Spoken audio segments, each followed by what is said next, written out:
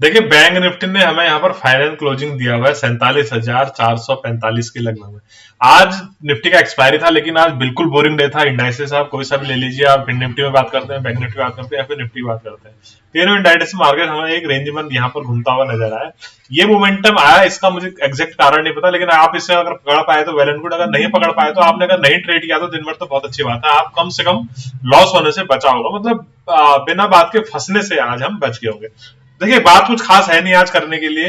Bank Nifty opening की बात करें, बैंक निफ्टी ओपन होता है गैप अप, जो कल पूरे दिन भर में रेंज बनाई थी उसके ऊपर ही बैंक निफ्टी ओपन होता है, और ऊपर जाने के बाद एक रेजिस्टेंस लेता है ट्रेंड लाइन के। ये जो डायनामिक रेजिस्टेंस आ रहा है ये कहां से आ रहा है, ये थोड़ा करने वाली बात है, इसे हम डिस्कस कर लेते हैं कि ये रेजिस्टेंस कहां से बन के हमारे पास यहाँ से आ रहा है। देखिए प्रीवियस कुछ टाइम से हमें यहाँ पर सेल ऑफ देखने को मिल रहा है बैंक निफ्टी में, फिन निफ्टी में और निफ्टी में। तो सेल ऑफ मिल रहा है तो यहाँ पर हमें लोअर हाई की फॉर्मेशन दिख रही थी। देखिए हाई कंटिन्यूस लोस शिफ्ट हो रहे थे, मतलब हाई हमें डाउन साइड की तरफ शिफ्ट होते हुए दिख रहे थे।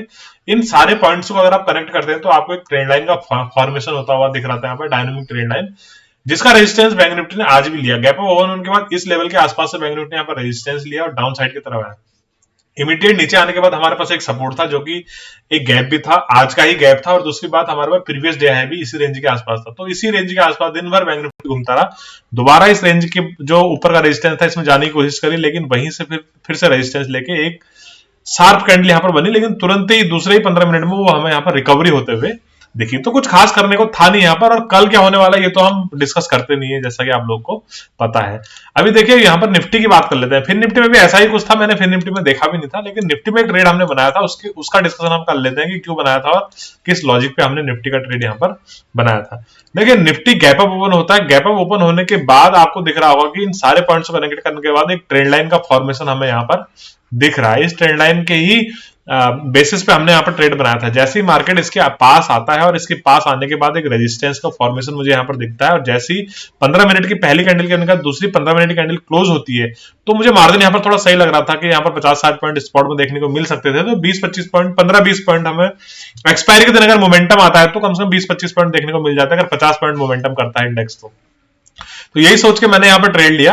देखिए एक बार ट्रेड हमारा 10-15 पॉइंट बढ़ा, उसके बाद दोबारा हमारा ट्रेलिंग स्टॉप लॉस इसने लिया निफ्टी ने, दोबारा से हमने उसमें री एंट्री बनाई और इसमें एक अच्छा प्रॉफिट यहाँ पर देखने को मिला था। यहां तक केवल रुका था, मैं यहाँ पर प्रॉफिट बुक है। जब मार्केट यहाँ पर देखिए दोबारा रिवर्स जाने लग गया ऊपर को, इसका मतलब आप ये सोचिए एक्सपायरी के दिन एक्सपायरी है, मार्केट यहां से चलना शुरू किया, नीचे आया। अगर मार्केट इस रेंज के आसपास घूमेगा तो फिर हमें उम्मीद होगी कि मार्केट यहां से डाउन साइड की तरफ जा सकता है।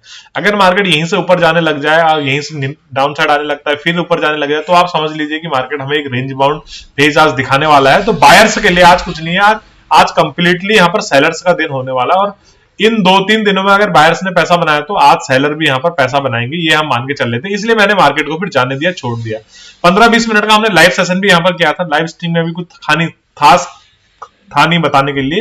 एक 3 PM की कैंडल का मैं वेट कर रहा था यहाँ पर। कभी कभार ऐसा होता है कि 3 PM कैंडल हमें एक बढ़िया मोमेंटम यहाँ पर दे जाता है, लेकिन आज उसमें भी हमें ऐसा देखने को नहीं मिला, क्योंकि जब मार्केट ही पूरे दिन भर में रेंज में फंसा हुआ तो क्या 3 PM क्या यहाँ पर कुछ मतलब अपना कुछ सेटअप यहाँ पर काम कर जाएगा, कोई पैटर्न आज काम नहीं करता है। ऐसे दिन में होता क्या है ना, अगर पहला जो दिन का डे और हाई और डे लो होता है, यानी जो डे हाई होता है और जो डे लो होता है, अगर इसको मार्केट नहीं निकाले और इसके नीचे या इसके ऊपर ना जाए तो आप समझ लीजिए इसके बीच में अगर मार्केट मगजमारी कर रहा है तो आप समझ लीजिए फिर कंप्लीट जो है ये सेलर का दिन होने वाला है, आपको यहाँ पर कुछ खास प्रॉफिट मिलने वाला है नहीं। तो ऐसे मार्केट से आपको बच के रहना चाहिए, खासकर जब आप बिगिनर है, चाहे प्रो लेवल के ट्रेडर। प्रो लेवल तो फिर भी कुछ पॉइंट निकाल के एग्जिट हो सकते हैं, लेकिन अगर आप बिगिनर हैं तो यहाँ पर आप पुट बाय करेंगे, यहाँ पर आप कॉल बाय करेंगे और दिन भर में फंसते रहेंगे। दोस्तों वीडियो पसंद आई तो वीडियो को लाइक करिए, शेयर करिए, चैनल को सब्सक्राइब करिए। अगर आपको मेरा समझाने का तरीका पसंद आ रहा है तो आप चैनल को सब्सक्राइब कर सकते हैं और टेलीग्राम चैनल से फ्री ऑफ कॉस्ट जुड़ सकते हैं, उसका लिंक वीडियो के नीचे डिस्क्रिप्शन में दिया हुआ है।